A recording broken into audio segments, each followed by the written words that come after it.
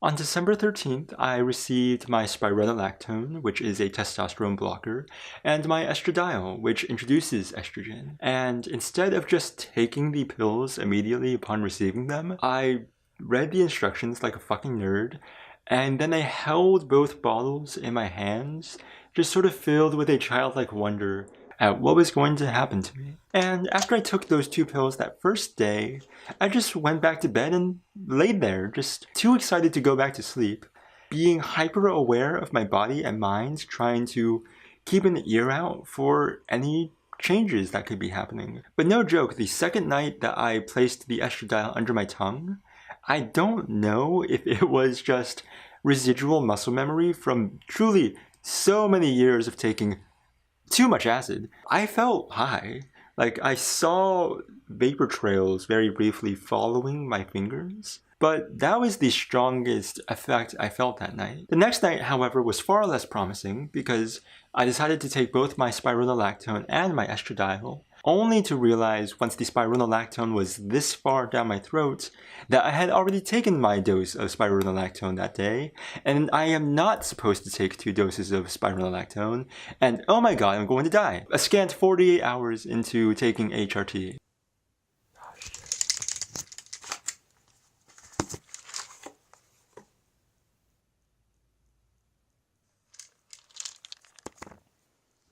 I read the medication pamphlets furiously and Googled online and realized that I would be fine. There are people with higher dosages than me out there who have also double dosed. And I was able to message my sort of healthcare provider, and she just said, hey, listen, just skip your dose tomorrow and you will be back on track. So last night, I took my second pill and I almost immediately felt nauseous. But when I told my girlfriend, she pointed out that A, I hadn't even eaten all day, and B, whenever she takes her birth control on an empty stomach, she also feels nauseous. Basically anything hormonal on an empty stomach is going to be similar to morning sickness. So now I just want to be a bit more mindful that whenever I take the pills, I want to have eaten a bit, had some water. I know that I'm supposed to not be cutting salt out of my diet or eating too much potassium. Also, for the last month or so leading up to me taking HRT, I've been doing some body feminizing exercises. And this stint of me being in shape has been the longest that I've engaged in outside of me being in sports in high school. And I think the reason for that, the reason I've been able to run and do volleyball exercises, is because I have a better understanding of what I want to look like when I do exercise. When I didn't know that I was trans and I was telling myself I needed to work out, there was always this overview of, well, I want to be masculine, right? I want to have muscle, I want to have an 8-pack, and I want to have huge bulging biceps because I'm a man and that's what men want, right? I always fell off so quickly with that mindset of I'm going to work out because I want to look more masculine.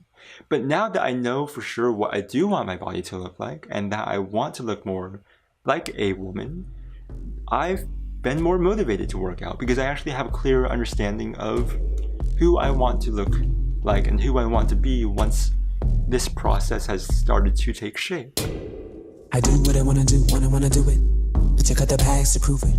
Hips to move it around and make shapes, yes. So the HRT did almost make me piss myself at Google today. Let's talk about that because it almost ruined my whole 21st of December. First of all, if you're going to be transitioning, whether you're MTF or FTM, you're probably going to do a rehaul of your wardrobe. And the best way to do that is ethically, and the second best way to do that is affordably. And the best way of doing both of those things is to go to the thrift store. Ooh, not bad. I know you might be tempted to try out Shein. I definitely was, and I did get 3 or 4 staple pieces from Shein before I realized, maybe I shouldn't support this fast fashion, products aren't really built to last sort of site. But if you can, if you have the opportunity, if you have the time, if you have the transportation methods, try going to your local thrift store because this jacket was $7. My goodness, you will not be able to pry this out of my cold dead hands. This is an amazing jacket. But yeah, the best clothes to buy are the clothes that already exist. Now, back to me almost pissing myself. When I had my in-person informed consent visit, and when I was speaking to my physician online, they both mentioned that the spironolactone is a diuretic. So I would be urinating more frequently. And I was like, all right, fine. I already pee a lot. Ooh. Oh, I piss 4 to 5 times a day. Adding 2 more times on top of that won't be that big of a deal. If you only pee like once or twice a day, first of all, drink more water. But second of all, it will be a more drastic change to you by comparison, because it seems like the number of bathroom visits becomes additive, not really exponential. You're not doubling the number of times you're using the restroom. You're kind of just adding 2 or 3 more visits. So fine, I'm going to the bathroom maybe 3 more times than usual. I can deal with that. However, the issue lately has not been one of frequency, it's been one of immediacy. One of, like, this is going to happen now, whether you want it to happen or not. This jacket, by the way, was the most expensive thing there, and it was like 27 bucks. Like, holy shit. Look at this thing. First of all, the pockets. Never mind, that's fake. Oh my god, are they all fake? Oof, these are real. But yes, when your body tells you on HRT, shit, we need to go, you need to go. I took these clothes and then some into the dressing room, and I don't even remember what I tried on. I barely remember if they fit, because after 3 or 4 skirts and after me clenching my own groin between each outfit change, I just sort of, ooh, that's cute. I just sort of rushed out, and thankfully the restrooms were immediately to the left, because I do not know what I would have done otherwise. I grabbed my sunglasses, I grabbed as many of the clothes as I could, rushed into the bathroom, and this is how you know it was bad. I just dumped everything onto the bathroom floor, broke my sunglasses in the process, and I slammed a piss down big style. It was kind of almost disappointing how little came out. But yes, do keep in mind that if you're going to be on spironolactone, when you need to pee, go pee, because if there had not been a restroom in that Goodwill, I do not know what I would have done. I think I would have just pissed myself and been grateful that my girlfriend loves me, because I didn't have a backup plan.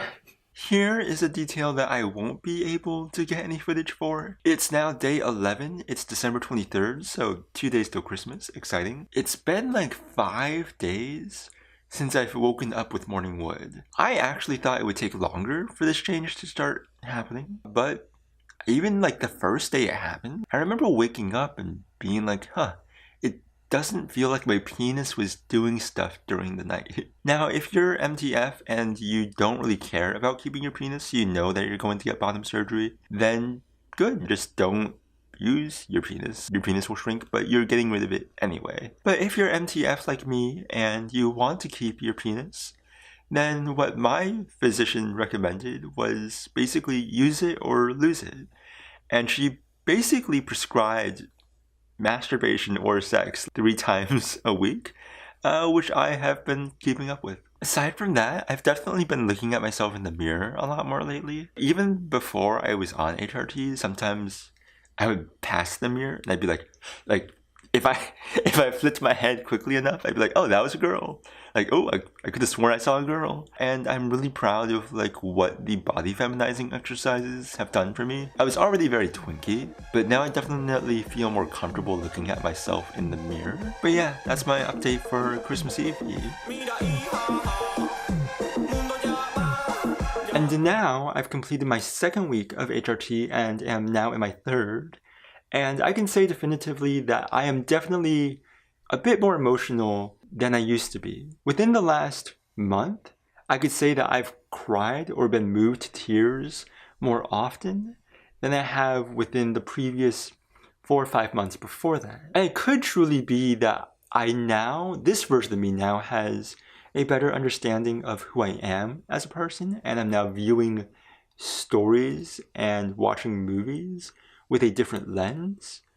So maybe I'm just more deeply connected to characters that I'm looking at, because most of the time I cry is via media because I'm autistic and we can only engage with human emotion if there is a screen separating us from those people. Most of the times I cry are because I'm watching shows. So now these shows I watch, I don't know if it's because I'm different or if it's because I view myself differently. But I do notice that I am crying more often, which is really nice because before I started HRT, I would like watch stuff and get choked up.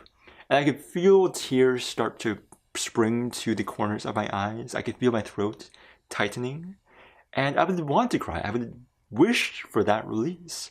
But there was just something preventing the tears from falling. And now that the tears have been falling more easily, I feel so much more relaxed. I am undergoing lots of life changes just in the way that I'm spending my time and in the ways that I'm treating my body, alongside the fact that I'm starting a medication regimen. So within the first couple weeks that have occurred, it is difficult to ascribe any one thing to the HRT, aside from it becoming more difficult for me to achieve erections.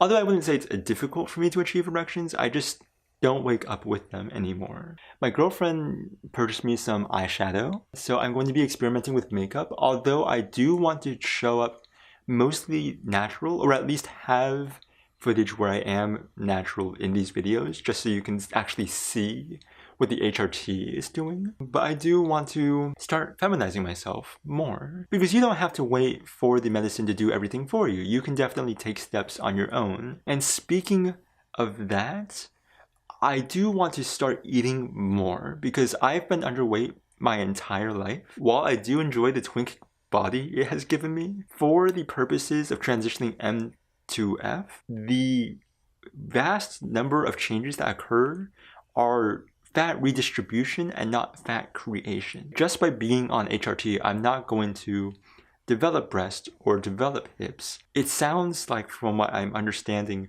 the fat from my body goes to those areas, and I don't have a lot of fat in my body to send to my hips or to my breasts.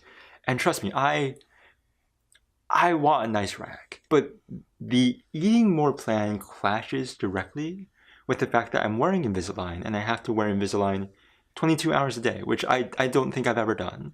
I don't think anyone has ever done that. That in itself wouldn't be such a big deal, except for the fact that eventually I'm probably going to want to get facial feminization surgery. But before that, I have to get underbite surgery. And before I can get underbite surgery, I have to get 2 teeth removed. And before I can get 2 teeth removed, I have to make sure my teeth are all aligned. And somewhere in the process, I think alongside the 2 teeth being removed, I'm also getting my wisdom teeth removed. So the faster I can get my Invisalign to correct my teeth, the faster I could get facial feminization surgery.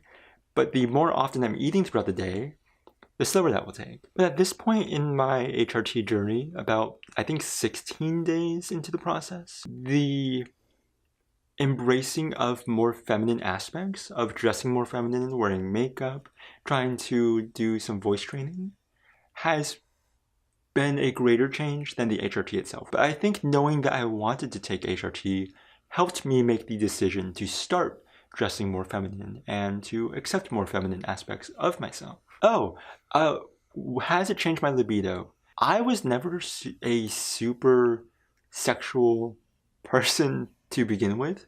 Don't look at my YouTube channel when I say that. But I don't think my sex drive has changed that much. It's low, but it's always been low. I just want to try something on and see what it looks like. I want to have a good, healthy relationship with makeup. I can't see. It's smoky. Yeah. I'm gonna need to get you a mirror. Can you put one on the other? Can you hold it like this? Do like a monk.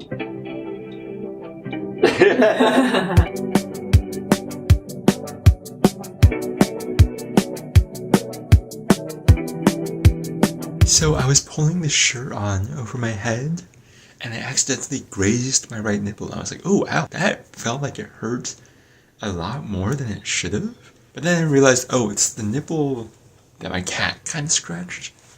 But let me see if the other nipple kind of hurts when I press it. And I don't know, I didn't spend much time pressing against my nipples before HRT, so I don't know if this is how it's supposed to feel, but they do feel sore. A couple of days have passed, and I'm looking in the mirror and touching my nipples.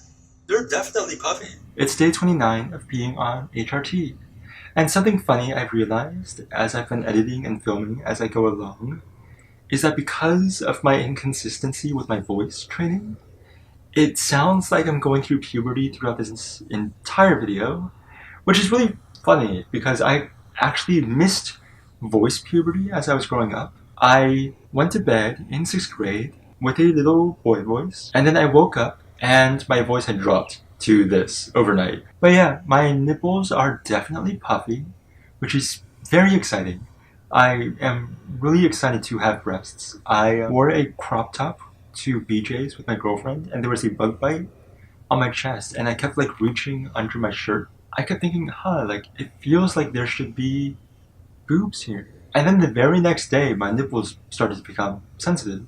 So maybe I wished it into existence. More likely than not, it's the 3 pills a day I've been taking for the last 29 days. I just got done filming the I'm trans video, at least this portion of the I'm trans video.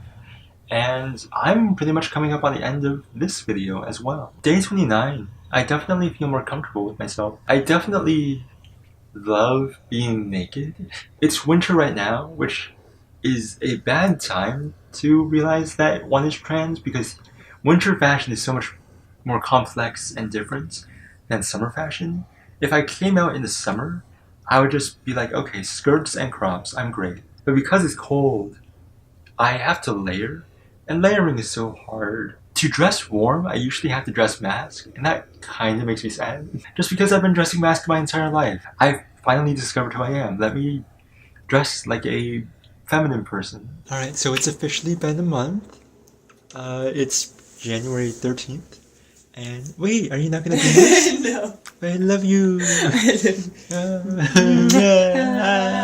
But I pee a lot more, and my nipples are sore, and those are kind of the only changes. But they're good changes because it means that stuff is happening. And that's the end of this month. I'll be back next month.